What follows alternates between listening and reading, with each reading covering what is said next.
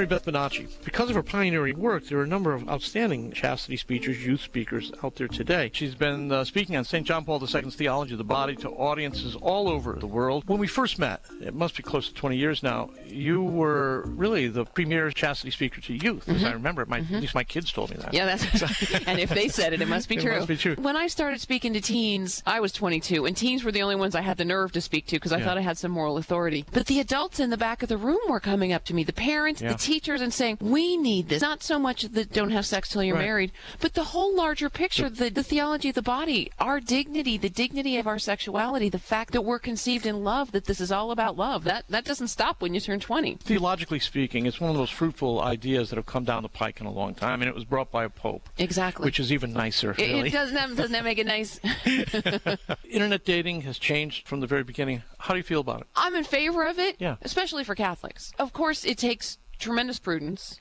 I think it's important to meet in person as quickly as possible because you can hide a lot online. You don't really know a person until you meet them in person. Fewer people are practicing the faith. It's harder to find each other. Them. I write regularly with the Catholic Match Institute. So thankful for them, for Ave Maria singles, for the organizations that are helping these Catholics all over the world really find each other instead of just going to Mass and looking around and seeing, well, you might look good. There's no reason why an unmarried mature Catholic shouldn't be speaking to married mature Catholics about theology of the body. Oh, exactly. And that's a big topic these days, is just theology of the body and understanding it for ourselves and to teach it to our kids. You're trying to teach them about this stuff. Suddenly you come face to face with your own woundedness, our own brokenness, our own mistakes, our own past. There's a certain natural modesty kids have, and they're not necessarily going to be disclosing what they're thinking about, struggling with. It's hard to figure out ways to keep that open. Exactly. But you have to be attentive to that. You want to preserve that natural modesty because it's a good thing. And there's this fine line where that's why you want them to learn the facts